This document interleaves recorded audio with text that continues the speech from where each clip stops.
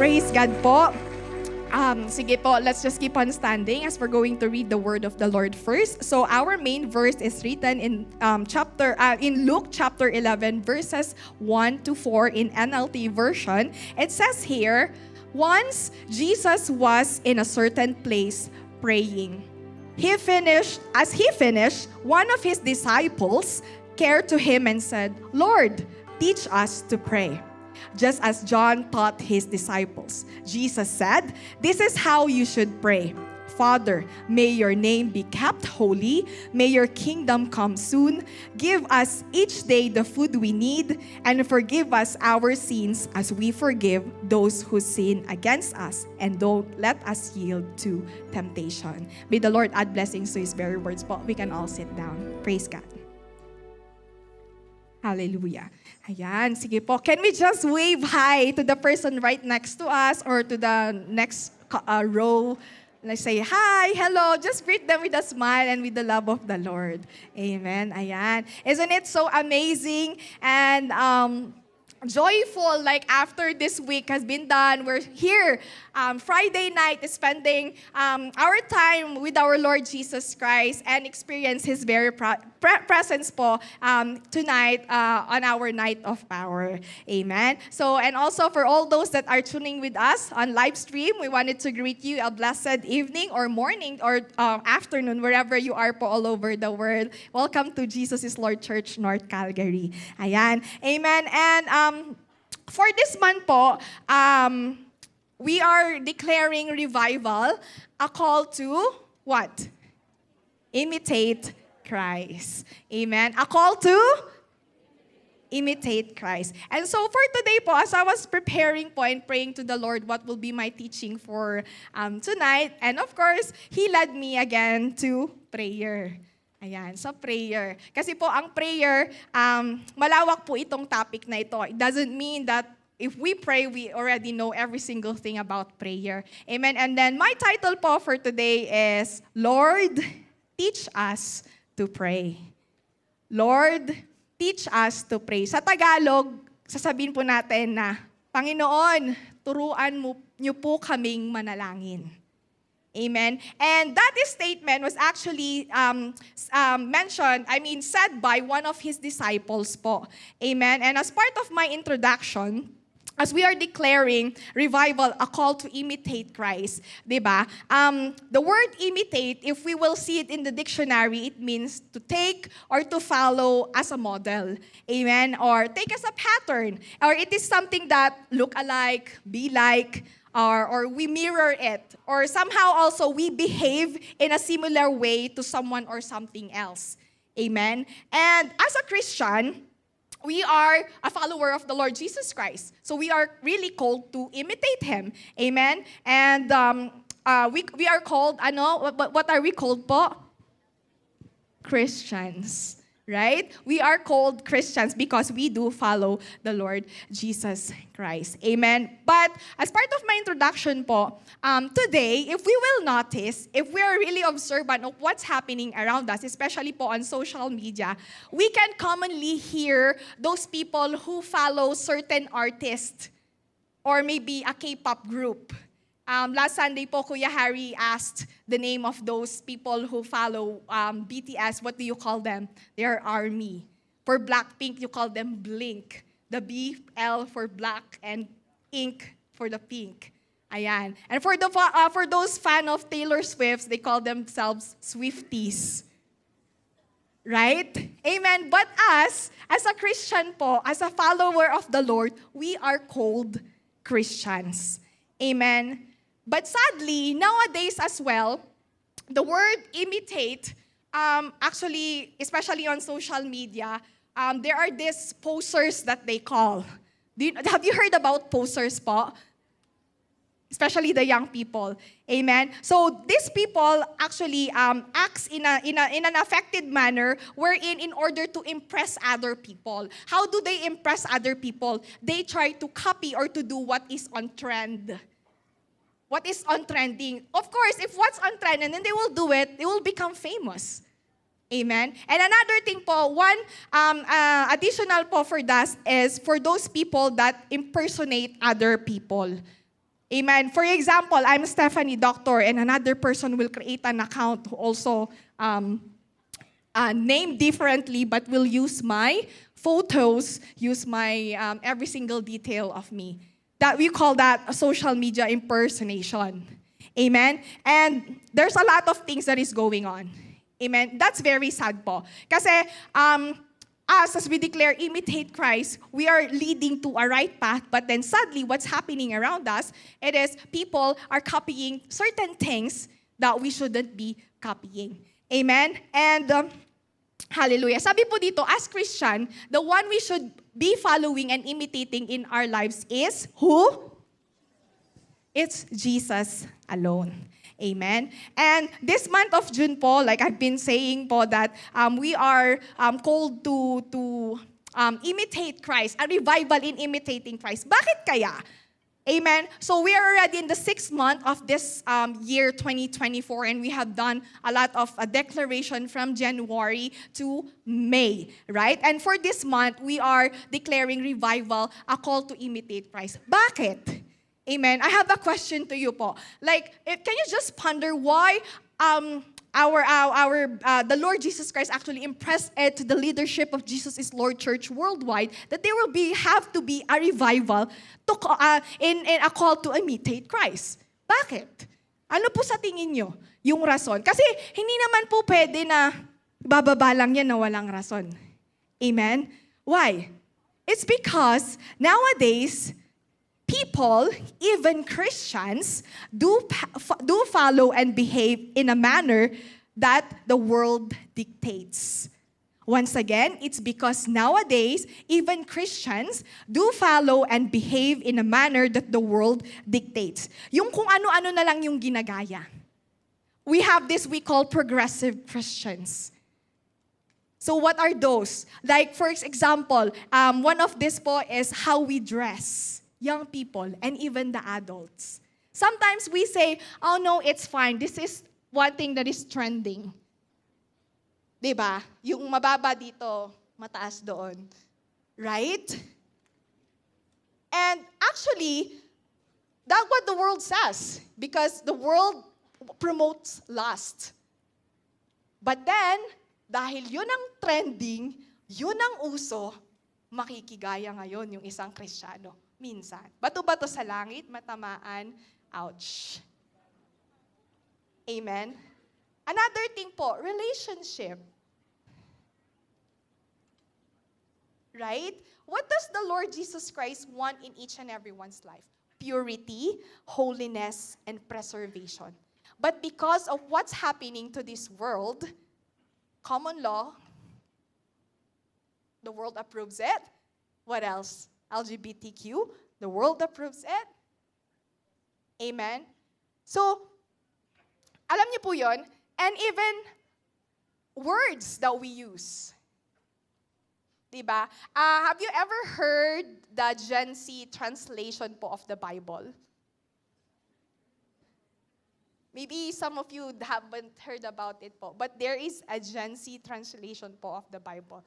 I don't want to say anything about that, but you can actually just read it by yourself po. And let the conviction of the Holy Spirit reveal to you po of how does it go po. Amen? So, yun po. Ang dami-dami na pong nangyayari. There are a lot of things going on around this world that sometimes even Christians do follow it without even knowing if it is right or no. Amen? That's why we are really being called to be revived in imitating Christ. Kasi ngayon, kung ano-ano na yung ini-imitate natin. Kung ano-ano na yung sinusundan natin. Amen? And as written po in Deuteronomy chapter 6 verse 14, what does it say there? Do not follow other gods, the gods of the peoples around you. Reminder po yan ng Lord. Amen? Na dapat siya lang yung fina-follow natin. Kasi sabi mo, hindi naman gods yun, Ate Steph. But then it can be a form of gods because it can be an idolatry. It's because your time, your effort, amen, is being what? Binibigay mo na dun sa certain na bagay na yon. Though hindi siya yung parang Diyos-Diyosan na nasa isip po natin, but then it's because your life has been already being like, you put it there into that certain thing that become other gods or a form of idolatry in your very life. Amen? So yan po. So naiintindihan po ba natin na, kaya pala may panawagan.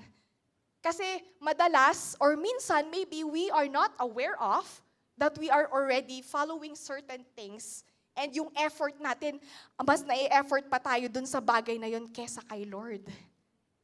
Amen? How many among us have strive really when it comes to to imitate the Lord when it comes to generosity? Diba? Every Sunday, tithes and offering. Pero how generous our Lord Jesus Christ is. Amen? This is not to judge us, but it is just to show how are we in imitating every single characteristics or the Lord or the things that the Lord Jesus Christ is telling us to do so. Amen? So, sadly po, people are nowadays don't have the eagerness and intentionality to imitate the Lord. Parang, okay, we're gonna go to the church. Okay, we're gonna pray. But have you ever wondered how did the Lord Jesus Christ serve in His earthly ministry? How did the Lord Jesus Christ prayed? Amen? How did the Lord Jesus Christ discipled? I want to copy that. There are a lot of books, but nothing beats how the Lord Jesus Christ did it when He was in His earthly ministry. Amen? And as written in the Bible, our Lord Jesus Christ has a lot of things that He's teaching us to obey and to follow. But as those will help us to know Him and for our lives to reflect Him. Amen? Ulitin ko po, the Bible has a lot of things to teach us. Amen? What the Lord Jesus Christ is telling us to obey or to follow, amen, as those things will actually really help us to know Him and to reflect Him into our very life po. Amen? Mas mai-inlove po tayo sa Panginoon. We will be more in love with our Lord Jesus Christ the moment that we really get to know Him more and more in our very life. So if you're the person po, feeling mo, you wanted to give up on your faith, you wanted to lose, just to go away from the church or renounce your faith, maybe you haven't really met who Jesus is. Amen? This is not to condemn you, but I just wanted to say that Jesus loves you so much, loves us so much po. Amen? But for today, because Jesus has a lot of characteristics that we can follow po, we will just talk about one of the greatest teaching that He mentioned in the Bible, and it is about prayer. Amen? It is about prayer. So, can you ask the person right next to you, how's your prayer life? Ayan. How's your prayer life? Nako, yung iba numingiti. Amen? Ngiti. Yeah, joy of the Lord. Amen? Diba? Kamusta nga po pa talaga ang ating prayer life? Amen? So, about the story po, on the next slide please. Amen? So Jesus, I just wanted to have a background po, Jesus was in a certain place po, praying. So, in verse 1 of Luke chapter 11, Jesus was in a certain place. The Bible actually didn't tell where it was. But I found po some couple of verses wherein we can actually see where did the Lord Jesus Christ actually prayed. Amen? So, as we can see here po, Luke chapter 5 verse 15, that Jesus often withdrew, amen, to lonely places and prayed. So, He went to a place where there's no one else. And He prayed there. And in Mark chapter 1, verse 35, He actually before daybreak, madaling araw, siguro mga alas 4 to, or alas 3, I don't know. The next morning, Jesus got up and went to where? To an isolated place again. So, withdrew to the wilderness, to a lonely place, amen, to isolated places. And what does He do in there? He prayed. And next one po, in Luke chapter 22, verses 39 to 41, sabi po dito, Jesus went out as usual to the Mount of Olives, and His disciples followed Him. On reaching the place, He said to them, "Pray that you will not fall into temptation." He withdrew about a stone's throw beyond them, knelt, and prayed po. So alam niyo po yun, if you throw a stone, how far could it get through?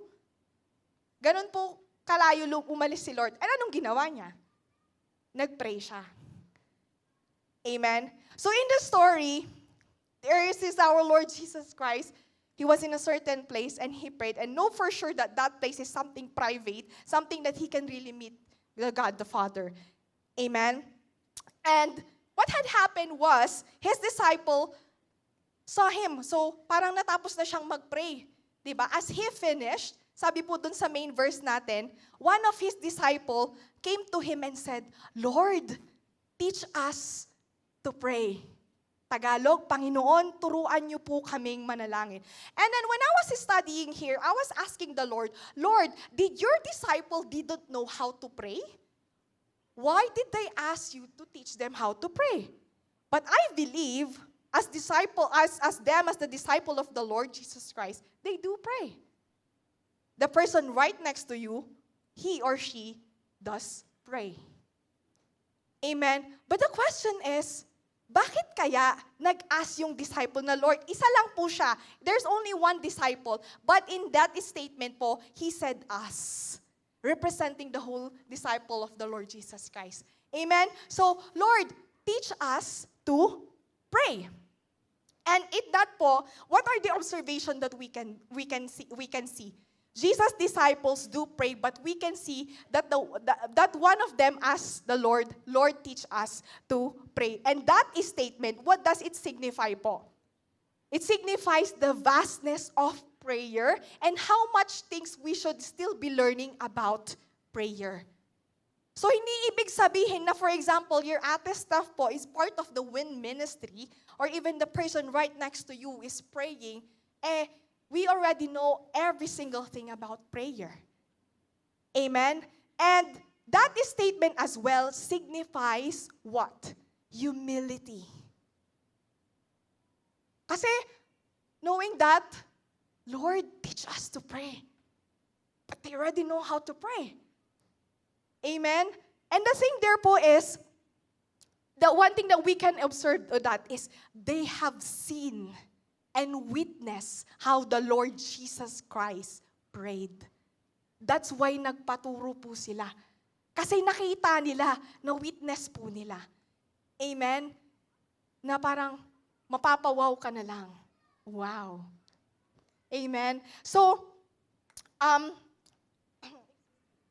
sometimes kasi, what's happening po is we become over-familiar. Sabi ko nga, Lord, when I was preparing this, naandan yung alam ko sa prayer kasi sabi ko, parang na-amaze ako on how the disciple really asked the Lord Jesus to teach them how to pray.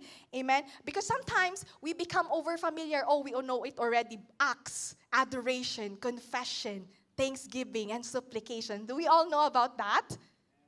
Amen? So, ayun po yung nangyari. And the thing po is today we will tackle about, next slide po. So I hope and pray it's a little bit of the story we had catch up a bit po of what's the context po, amen, of the story po in Luke chapter 11.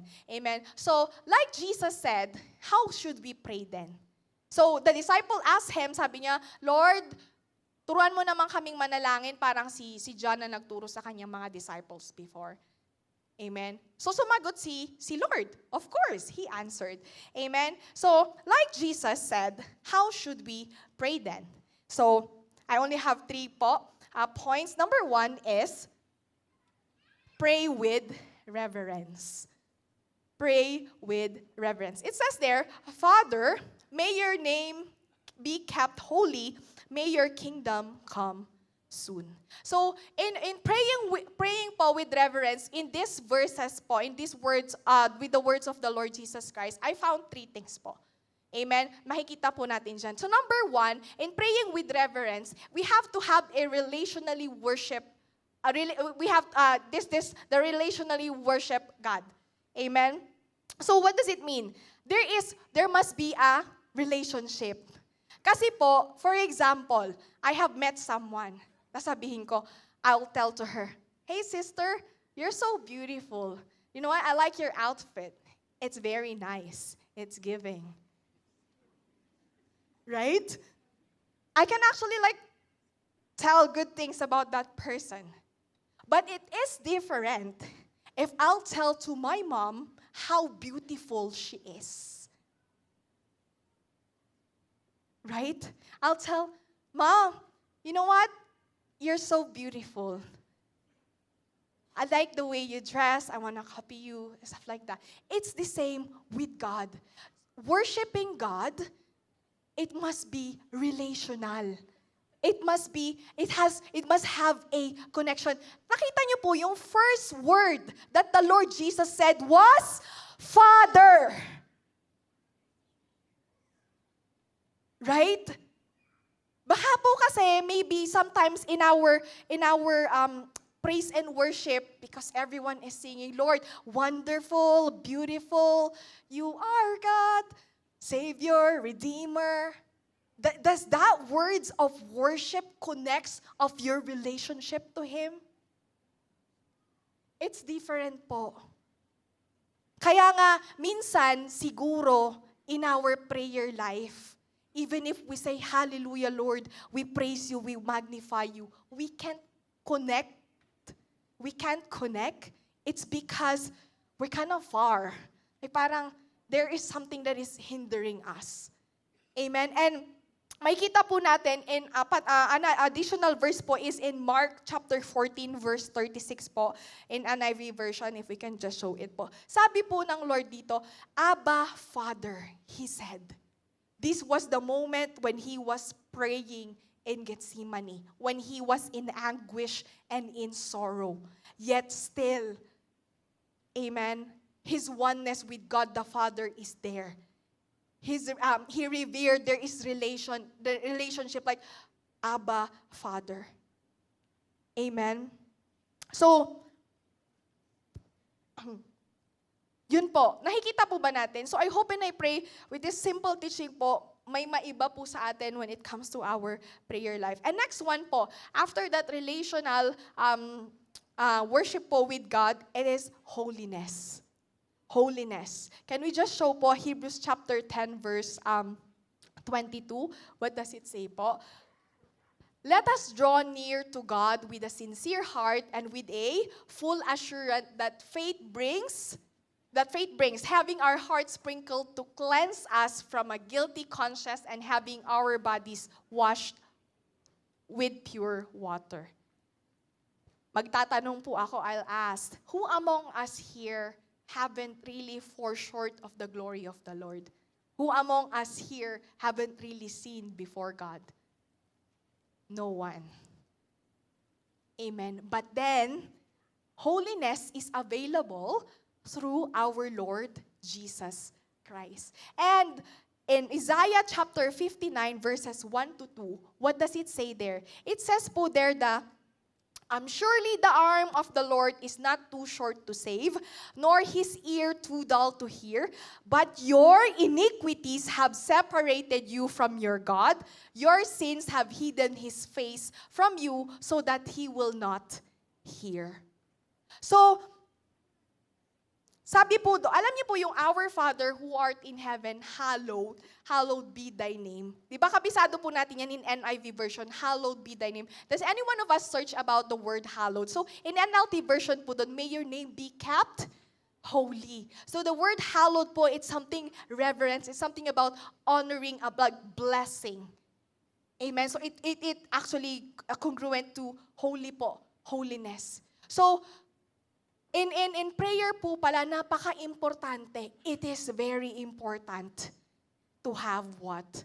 Holiness. Amen? And next one po dito, acknowledging God's sovereignty, amen, and submitting to it. Ito po yung mahirap.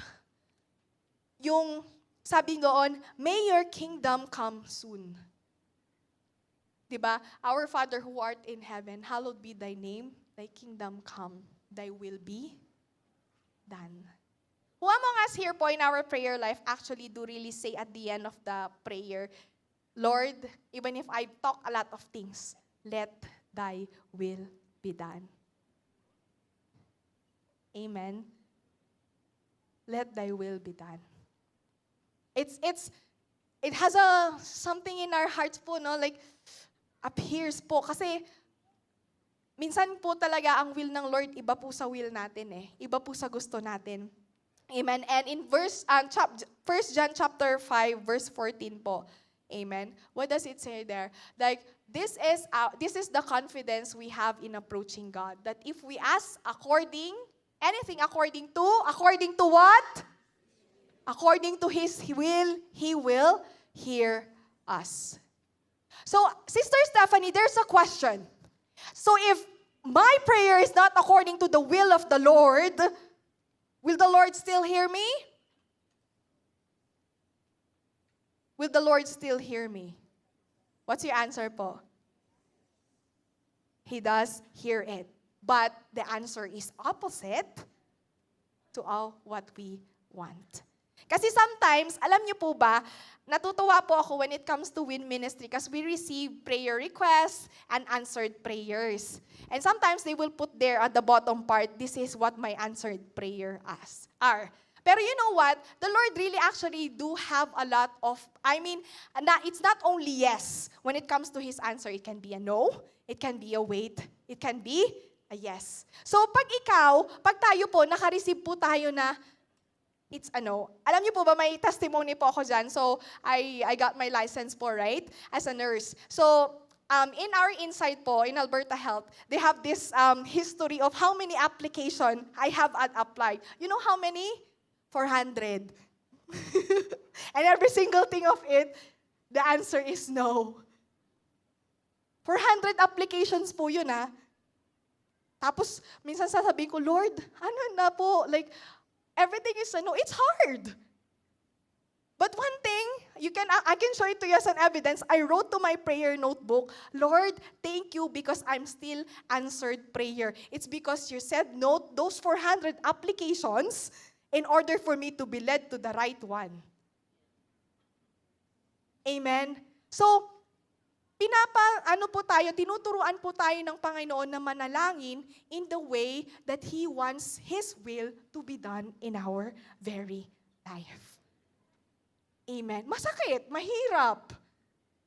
But then you will say at the end of the day, Lord, thank you, because it's a protection. We may not understand it. I have it on my devotion notebook. We may not understand what He's doing right now. Amen. But we have to simply trust Him because at the end of the day, He's still the God who's sovereign. Amen. And meron po akong sinulat po. Isa pa po. And that, acknowledging His sovereignty and submitting to it. Luke chapter 22, verses 41 to 44 po. If we can just show it. Ito po, sabi niya, He withdrew about a stone's throw beyond them, knelt down and prayed. Next, Father, if you are willing, take this cup from me, and yet not my will, but yours be done. Next verse, an angel from heaven appeared to him and strengthened him, and being in anguish, he prayed more earnestly, and his sweat was like drops of blood falling to the ground. Who among us here have experienced praying that kind of intense prayer? His sweat was like drops of blood falling to the ground. Wala pa naman siguro. Meron pa, I don't know. But it is just showing that even if the Lord Jesus Christ was having a hard time that time, amen, He submitted to the Father, to His very will. So I hope and I pray po, if someone here is deciding upon something, amen, and praying for, I don't know what your prayer would be, let us just all submit of what the Lord wants in our very life. Amen? So, before I move on to the next point po, prayer is a daily experience with God that results to a changed life, radiating Jesus in our life. Amen? Ulitin ko po, prayer is a daily experience with God that results to a changed life. Radiating whom? Radiating Jesus sa buhay po natin. Amen. Kasi parang yung pinagkinanta po natin kanina na, draw me nearer to you, diba? Fill my life with your presence, the way you want to, diba? Till my soul is ablaze, each and every day, draw me nearer to you. Diba? Like, alam niyo na tong analogy na to. we have seen airplane flying on the sky. We know that's airplane, but the more we get nearer to an airplane, the more that we see that the airplane is so big. Ganun din po sa Panginoon. That the moment we pray every single day with reverence, wherein we have relationship with Him in worshiping Him, we pursue holiness, we acknowledge His sovereignty, and we submit to His very will. What do happen? We get to know more Jesus in our very life po. And the more that we experience Him more and more in our life, we want to become like Him. Amen? And His glory will actually what? Shine in our very life po. Tingnan niyo si Moses, 40 days. Pagbaba niya, hindi na niya kailangan ng skincare. Radiant na yung face niya. Totoo po yun. Actually, during prayer and fasting, you will actually notice the difference. Physically din. Magaan na sa pakiramdam, masaya pa sa spiritual, nakaka-edify pa in our faith, gaganda ka pa. San ka na? Mag-fast ka. Amen? Promotion in fasting. And it's actually really true. Especially Daniel fast po. And even if we have a discipline of a frequent fasting, there are benefits. Amen? Patalastas. So next one po, number 2 is pray without stopping. I remember po, nung last time ako nagturo, month of April, I taught about prayer, di ba? A lifetime call, an act of service. Amen. So, ang prayer po kasi talaga, it is something that we shouldn't stop. So, it's written po in verse 3, give us each day the food we need and forgive us our sins as we forgive those who sins against us. Amen. So sabi po dito, I have 3 things that I have observed in this very verse po na we have to talk to the Lord daily. Kaya nga kanina, that's why a while ago, I asked you to ask the person right next to you, not to judge him or her, but to have the conviction of how our prayer life really is. Amen. So for example, your life group leader will ask you about your devotion. How's your prayer life? Pag na-convict ka na, may discernment yang mga yan. Amen? So, napaka-importante po na every single day, sabi nga doon, give us each day the food we need. Why did the Lord Jesus answer to His disciple each day? It's because we have to pray every single day. And it's written po in Mark chapter 1 verse 35 wherein we have read a while ago that very early in the morning, I believe Jesus just didn't do it one time. He does it every single day. Amen? So, He has His prayer life as well. So, what more? Dapat po tayo din. Amen? And in Luke chapter 5, verse 16 po, if we can just, but Jesus often withdrew to lonely places and prayed. And in 1 Thessalonians chapter 5, verse 17, I know and I believe every single one of us know about it. Pray without ceasing. Pray continually. In NLT, never stop praying. Amen? Never stop praying po. Ako po natutuwa sa Lord kasi yesterday, I went to my deserve because we were so busy po sa trabaho. So sabi ko, Lord, nagpaalam ako kay Lord. Sabi ko, Lord, I'll go to Seafood City. I'll buy food because I'm craving for it. And then, so I went to the Seafood City. That's a very small prayer. And then, you know what? What did the vendor did? He gave me a portion that costs $25 plus. And he gave me to like a $13 meal. Sabi ni Kuya, ate, bigay ko na lang to sa'yo. Sabi niya ganyan. And he gave me 2 cups of rice. I think he saw that I'm so tired with my face. Amen? So, why am I saying this po? Not to brag, but you know what? It's very joyful just to involve Jesus with every single thing that we do. Amen? With every single that we do. Like even if I just went to Seafood City. Amen? And kahapon may pinakbet, sabi ko sa katrabaho ko, I'm craving for pinakbet. And yesterday, there was pinakbet. Wow. Diba?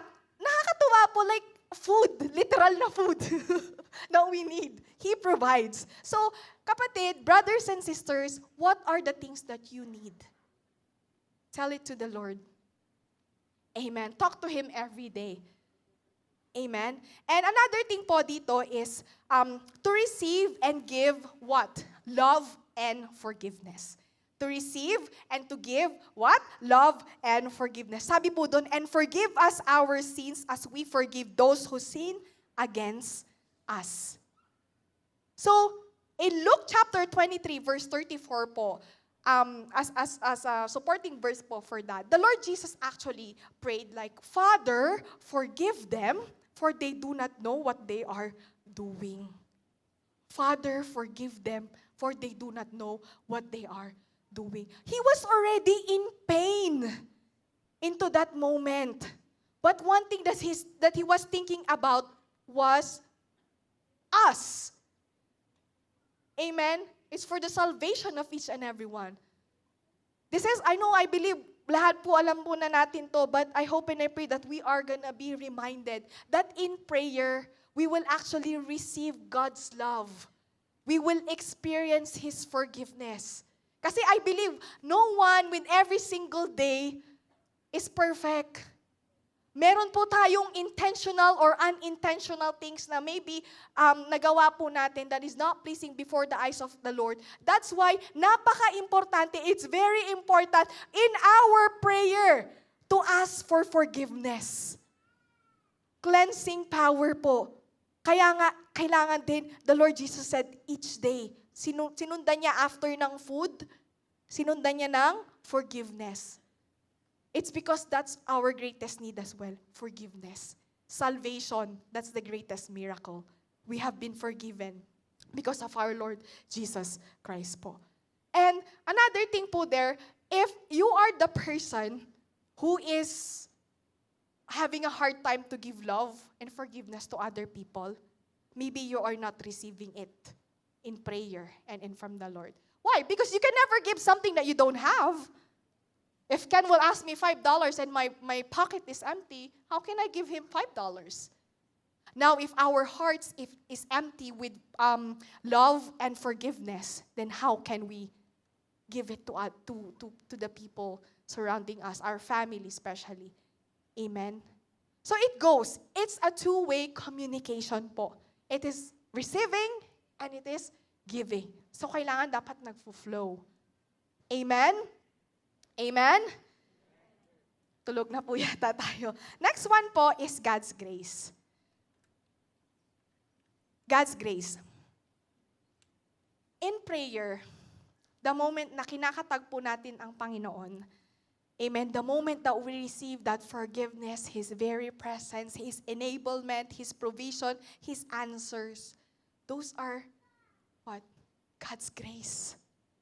It's written po in 2 Corinthians chapter 12, verse 9, that my grace is sufficient for you, for my power is made perfect in what? Made perfect in weakness. Therefore, I will boast all the more gladly about my weaknesses so that Christ's power may what? Rest on me.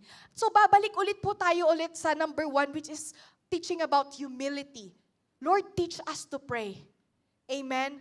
That grace will actually enable us and empower us to do things. That's why, napaka-importante po na manalangin tayo. That's why it's very important for us to always be connected with our Lord Jesus Christ through the working power of His Holy Spirit. Why? It's because we need grace. We are limited, and sometimes, not all the time, we are weak. Amen? Kahit na sabihin nyo, Sister Stephanie is preaching in front of you, I also have weaknesses. Our leaders do have weaknesses. Amen? Kaya nga napaka-importante po doon na meron din tong forgive our sins as we forgive those who sins us. Because sometimes if we see someone who has a weakness in his or her life, ay ano ba yan? Gaganyan na naman tayo. once again, babalik tayo, we have to give what? Love and forgiveness. We have to what? Uphold one another in prayer. So kapatid, in your life, if we are experiencing weaknesses po, we have to pray. We have to ask for God's grace enablement. Why? Because His power is made perfect in what? In our weaknesses. Amen? Sa mga nag-aaral, di ba? Sa mga mag-exam, in our workplaces, it is God's grace. Amen? So, yun po. Kasi kaya minsan nanghihina po tayo because maybe our prayer life is wala. Maybe nagpe-pray tayo parang sabi ni Pastor Joey, yung cute na prayer. Hallelujah, Lord. Lord, we worship you. We give you praise. Give me power for today. Thank you, Lord. In Jesus' name, amen. Bye for today. And then pagtulog mo, amen. Right? We're all guilty with that.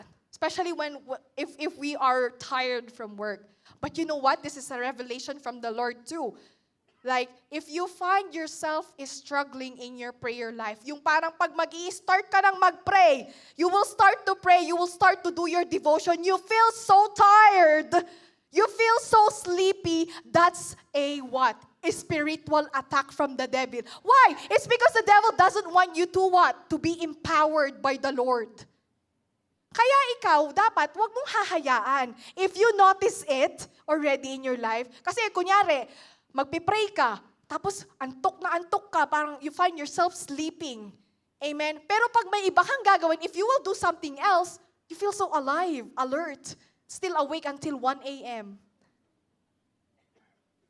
Right? That's a spiritual attack po. We need grace. We need empowerment of the Holy Spirit. We need the Lord. Amen? And lastly po,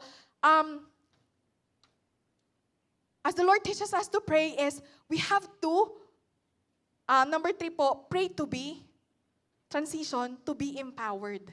And don't let us yield to temptation. Lastly, sabi po doon, sa statement po ng Lord, and don't let us yield to temptation. This is what we should say. Against what? Temptations, lust of the world, devil's schemes. Amen? Pakita po natin, natutuwa lang, nakakaano po, yung sa Luke chapter 22, verse 46.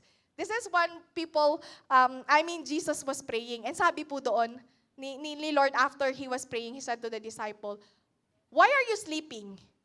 He asked them, "Get up and pray so that you will not fall into temptation." Can we see the pattern po?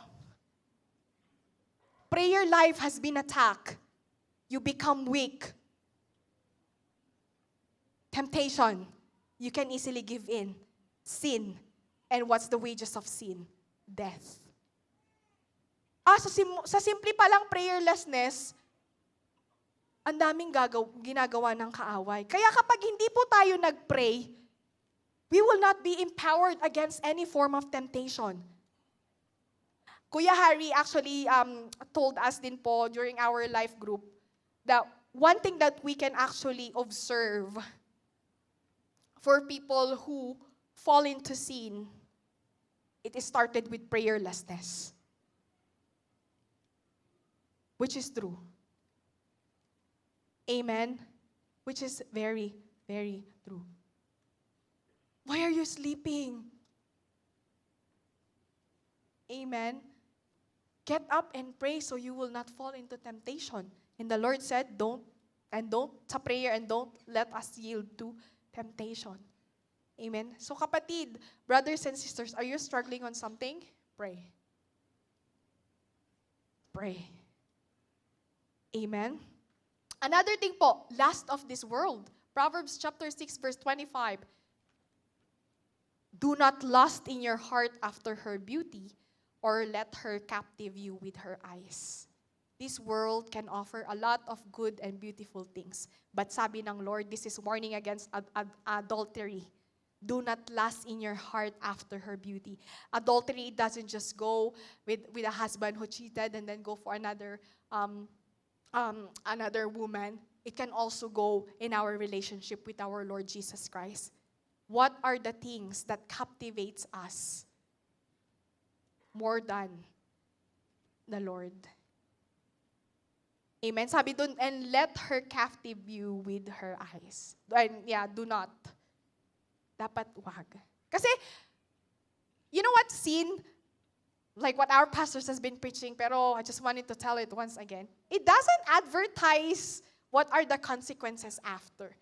It will tell you all the good things.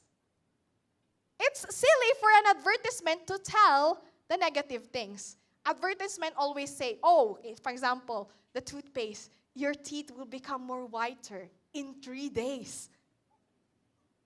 Wow, hindi mo alam yung 3 days na yun, may chemical pala siyang nakalagay that will actually destroy your enamel. You don't know.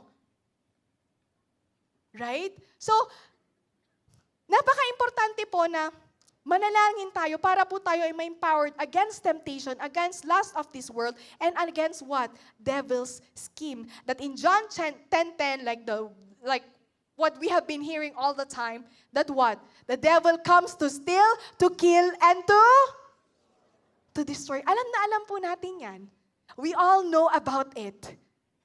But why in our prayer, we are still struggling? Why? We all know that the devil comes to steal, to kill, and to destroy, and we have to pray for that. We have to wage war spiritually, but then why do we find still ourselves like sleeping and slumbering or not praying? Maybe there's already a stronghold.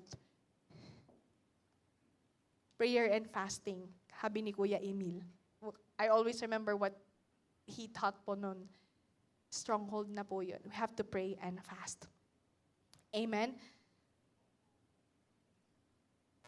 And why did the Lord actually also told us to be empowered through prayer? It's because He knows how weak we are when it comes to our flesh.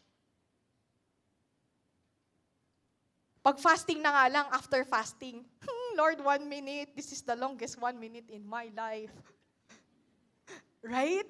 Like parang, why is it so long for that 1 minute, and then you will devour the food? No, because we are weak on our flesh. Right? Kaya nga sabi ng Lord, mag-pray po tayo. Kasi kapag hindi po tayo nag-pray, walang mangyayari sa atin. We will just be led on what our flesh desires. You know what's rampant today? Pornography. Young people and even adults. I want to boldly say this. It's because that is something that we should, yung labanan, we have to wage war. Young people. Amen? That's the devil's scheme. To kill, to steal, and to destroy. Parang, no, it's normal. This is like, physiological process of the body. No, that's a deception. One of the fruit of the Holy Spirit is self-control. Right? Amen.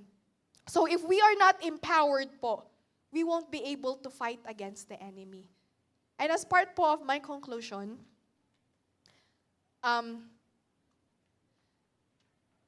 as we are called to imitate Christ, we must pray like Jesus. He prayed with reverence. Reverence wherein what? He worshiped God relationally. As one, like a father, son, relationship. There's holiness. And he submitted to the will of the Lord. And also without stopping. Even right now, Jesus is interceding with us, for us. You want an evidence? It's written in Romans chapter 8, verse 34. That Jesus is at the right hand of the Father and He is interceding for us. He didn't stop praying, so why should we stop praying? Amen. He prayed with reverence. He prayed without stopping. And Jesus Christ, He prayed with power. He prayed with power.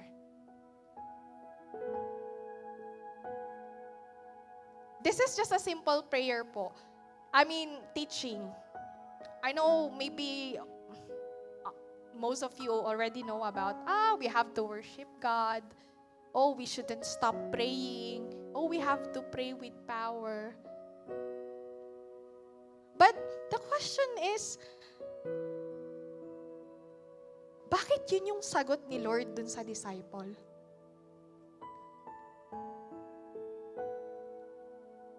Diba?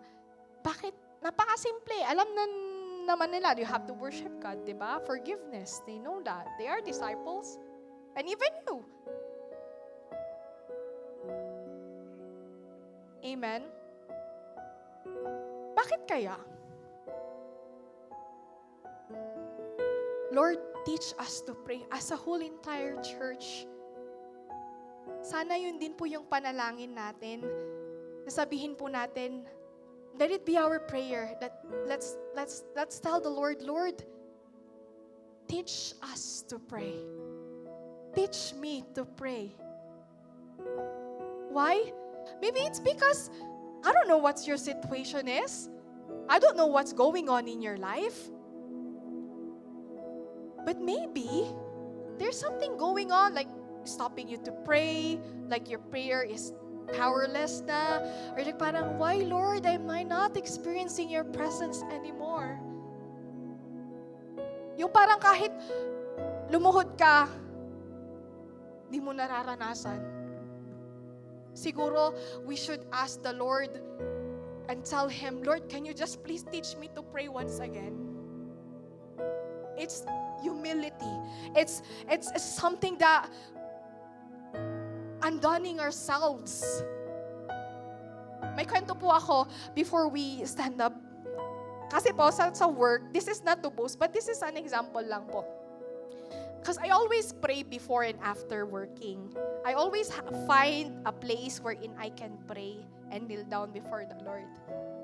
And suddenly, one day, nahuli ako. Nakaluhod ako. Tapos sabi nung isang coworker ko, Stephanie, are you okay? Bigla akong tumayo. Sabi ko, oh, I'm stretching po. Parang yun yung naging response ko kasi nagulat ako. I'm stretching po, masakit po yung tuhod ko. Pero, na-rebuke ako dun. Sabi, ba't di mo na lang sabi? Tapos, umalis na siya. And then, bumalik siya. Sabi niya, Stephanie, nagpipray ka, no? You're praying, right? Sabi ko, ako po, nahuli ako. Sabi ko, hindi ko naman po kinakahiya, pero alam niyo yan, if you just wanted to have an intimate time with the Lord and just don't tell it. I'm telling this, but just an example po. And sabi ko, yeah. And then sabi ko, Lord, what's your message? Yung taong yun pala, he's searching. And the Lord made a way for him to know, parang, okay. So I invited dito sa church. So prayerfully, makapunta po siya. So why am I telling this po? In simply praying to the Lord, simply, even if no one sees you, you can be a blessing to the people around you. Amen. Kaya nga po siguro yung eagerness nung disciple na yon na matutong manalangin. Kasi gusto pa po niyang makilala ang Lord because He wants to know the Lord more and He wants to be like Him. He wants to imitate Christ, the way He prayed, the way, how eager, how powerful, how submissive Jesus was when He was praying. It's because sometimes maybe, I don't know what happened to that disciple, but I believe in our very life, in our certain prayer life, in our private life, we experience struggles, we experience weaknesses, we experience, mga gawa ng kaaway wherein we fall asleep, we stop praying, we are discouraged. But have we ever told to the Lord, Lord, if I'm experiencing this, can you please just teach me once again how to pray?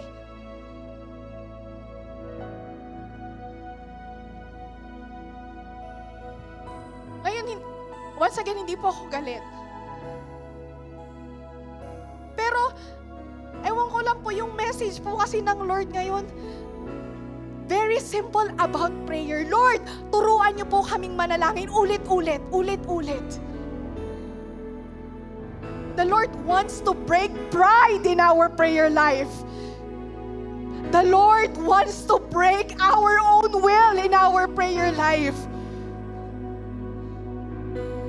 The Lord wants to show Himself in our prayer life. Kaya nga yung kanta, nakakantahin po natin, yung Let Me Draw Nearer. Sabi doon, change my heart, I pray. Steer my heart again to pray. Ano yung steering? Why does it have to be steered? It's because there may be calluses already. There are blockages that has to be removed once again in our life in order for us to really pray effectively and to meet God in our prayer. Amen. Kaya po ngayon, may I just ask everyone po, let us all stand up before the presence of the Lord and let this song resonate po in our heart as a prayer na let us undone ourselves. It's not because we are a leader, we are a worker of the Lord, is we're already good at praying, that we know every single thing of it. One thing that we should desire for today is for the anointing of the Holy Spirit to break our hearts and to stir up once again in prayer. A prayer that doesn't go in over familiarity, a prayer that goes with what? With reverence, a prayer that goes with power, with love, with the very presence of the Lord Jesus Christ. Can I just ask everyone po to please bow down their heads and close their eyes as we're going to sing this song po. And may this be a prayer. Change my heart, I pray. Steer my heart again to pray.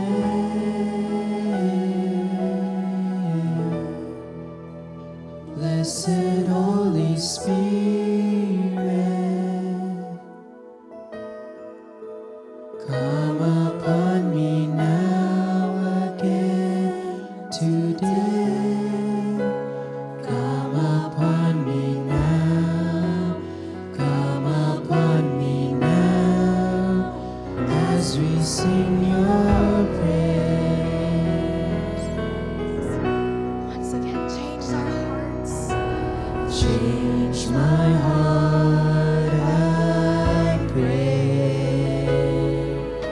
Steer my heart again to pray.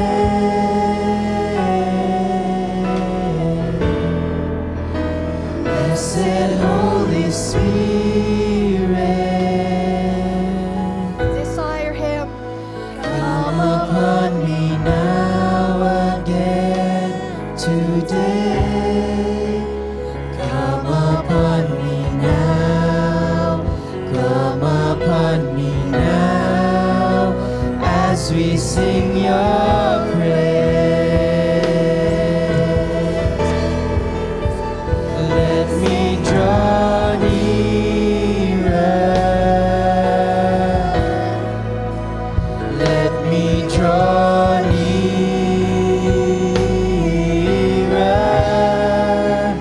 Let me draw nearer. Sige po, let's desire.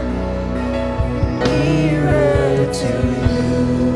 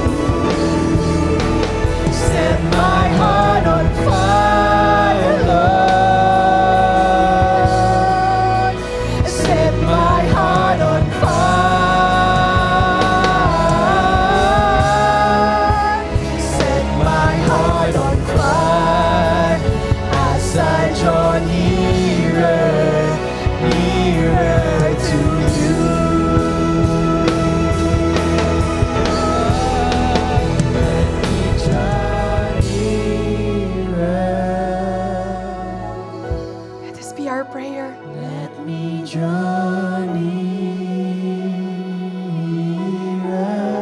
Help us draw nearer to you, Let Lord. me draw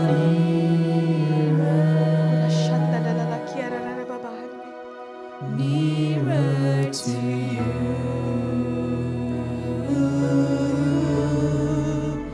Set my heart on fire, Lord. Oh Lord, set our hearts on fire. Set my heart on fire.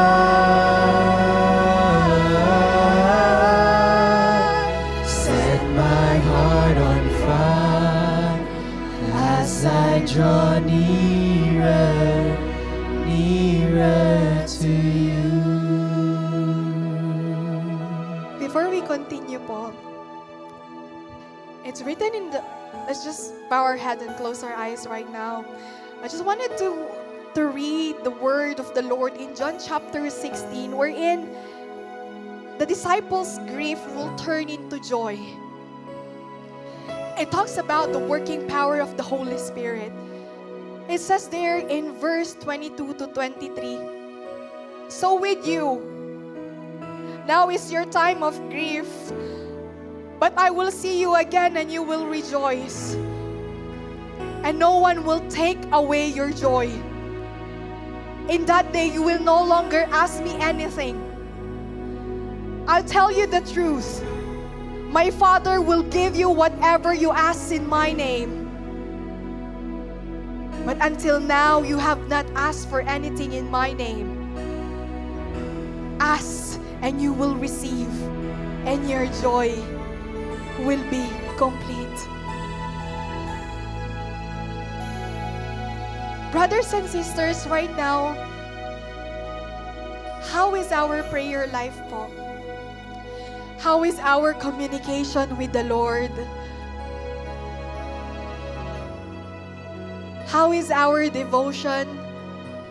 How are we when it comes to listening to His leading, to His revelation, to His very words?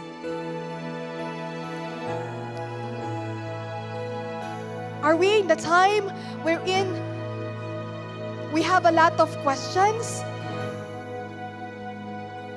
Are we in the time wherein, sabi dito, now is your time of grief?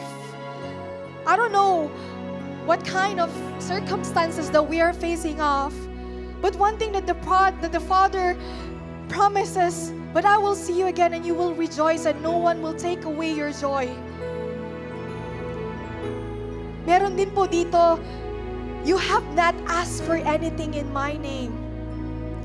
But the Lord says, ask and you will receive and your joy will be complete. Kapatid, what's stealing your joy right now in your life? Let the Holy Spirit move. Let the Holy Spirit show you the way. Let the Holy Spirit empower you. Let the Holy Spirit embrace you. Let the Holy Spirit uphold you. He is the one that we need. Ngayon po, I'm just being led as we have taught and tackled about Lord, teach us to pray. The Holy Spirit is just leading me. Personally po, don't mind the person right next to you. Can we just please say personally po as a prayer to the Lord, Lord, teach me to pray. If kulang po yung isang beses, pwede po nating ulitin. If saying it once is not enough, we can utter it once again. Until there will be this breaking point in our hearts that the Lord will actually tell you what you need to do when it comes to your prayer life. Oh Lord, teach me to pray. Lord, teach us to pray. Teach us to pray, oh God. Maybe that's a sin. That's unforgiveness. Maybe that's something like a pride. Maybe something you you want in your life na ayaw naman ng Lord sa life mo.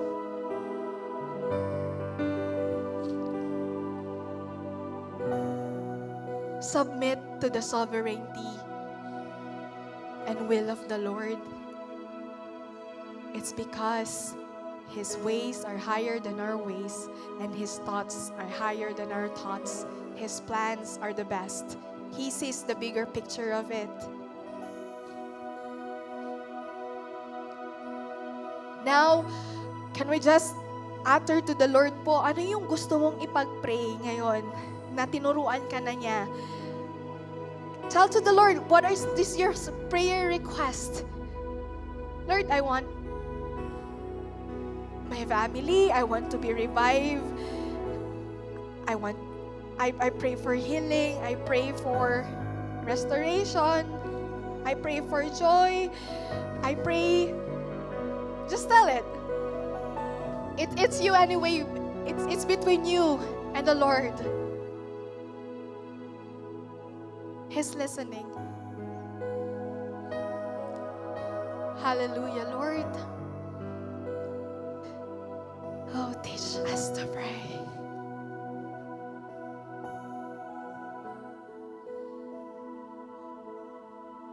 Teach us to pray. Salamat po sa habag at biyaya mo na patuloy na dumadaloy sa aming mga buhay. Na hindi niyo po kami pinapabayaan, Lord. You keep on working. You're so good.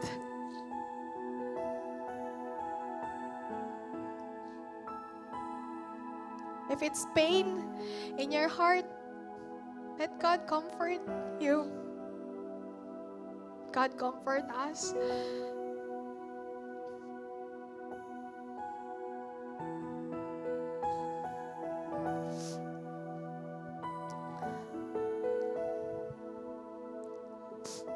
Lord, thank you. Thank you, Holy Spirit.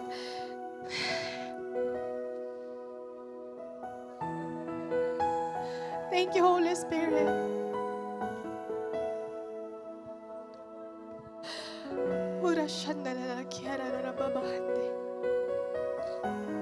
Salamat po, precious Holy Spirit. Lord, I don't have any words, but we wanted just to say thank you.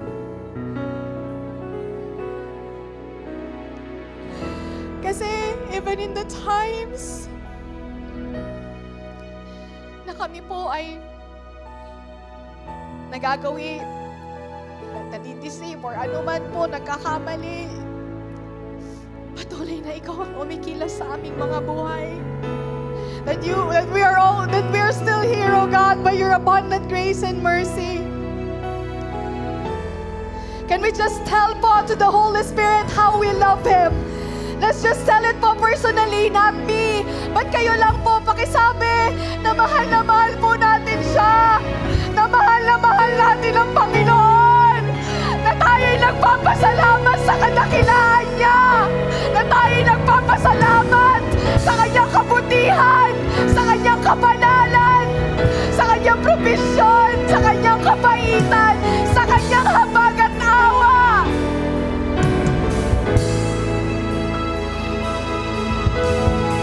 Oh, we love you, God. We love you, Father. Lord, this is what you long for in our prayer. A relationship that is full of love.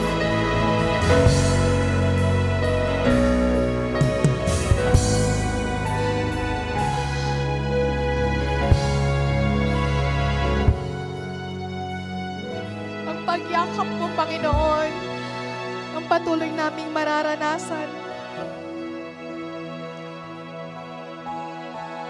And now, church, as we have already prayed individually, let us all pray corporately po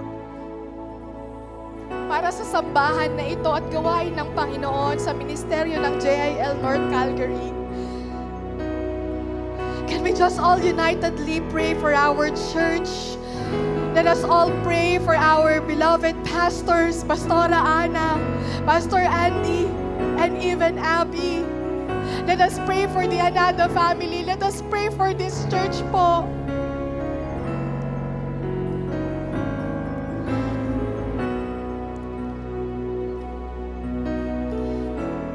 Panginoon, corporately as a church, nais po naming magpasalamat kasi may JIL North Calgary po na pinagkaloob mo sa buhay namin. Para po kami, O God, ay lumago sa pananampalataya. Father, help us to protect this church. Help us to love this church. Help us to love our pastors, O God. Help us to love our leaders. Help us to love one another.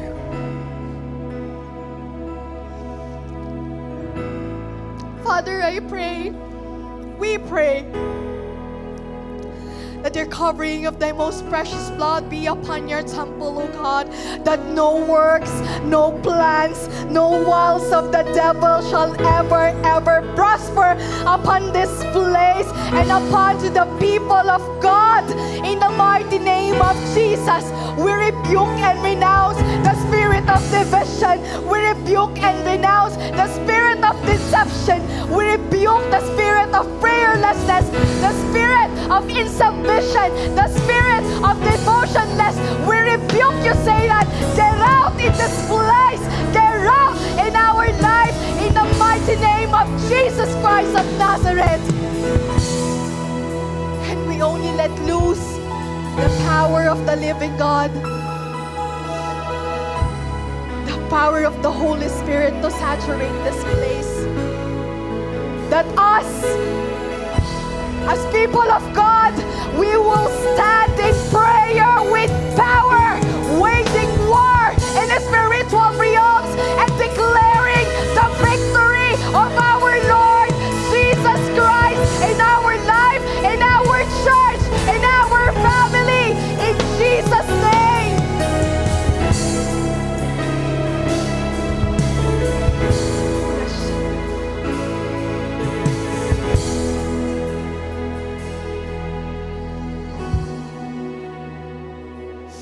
Father, importantly din po, we wanted to pray as a whole entire church for our beloved Pastora Ana, Pastor Andy, and Abby, O God.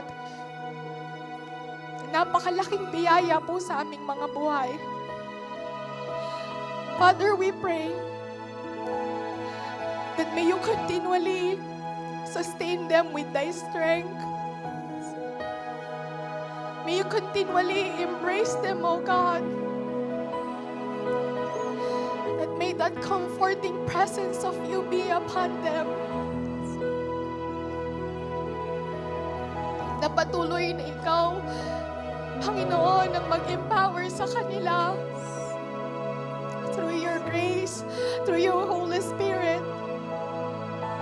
That you will uphold them with your righteous right hand.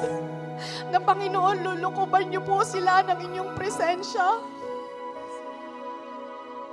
Na patuloy na pagkakaloob niyo po sila ng malusog na pangangatawan. At lakas, O God, in Jesus' name. Father, we pray as a whole entire church, continually to bless them, O God. As you use them mightily in your vineyard, let there be more people that will come to know you as their Lord and personal Savior.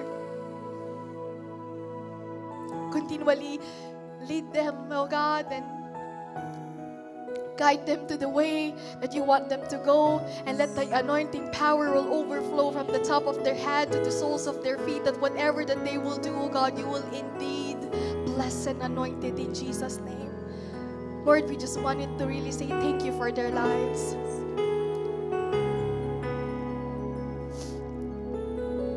In Jesus' name. Father, we wanted to pray as well for our family. Lord, bind us with your cords of love that can never be broken. Lord, help us to protect our family in prayer. If there are misunderstanding in between the relationship po in your family, pray. Apply the holy blood of Jesus. Father, we apply it. And let that unity, that love that is coming from you will bind us, oh God, it will never be broken in Jesus' name. That to the family that we are representing with, we declare salvation. We declare good health. Lord, we declare provision.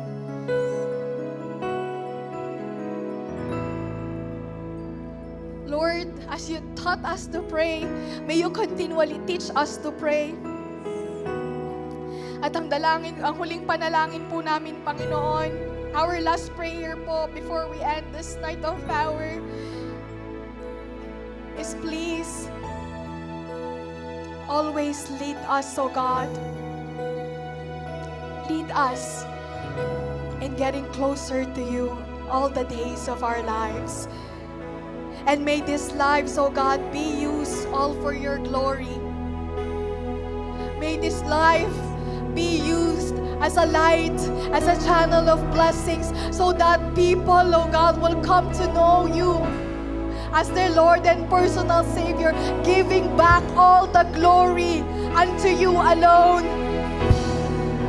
Father, help our hearts to always be humble before you.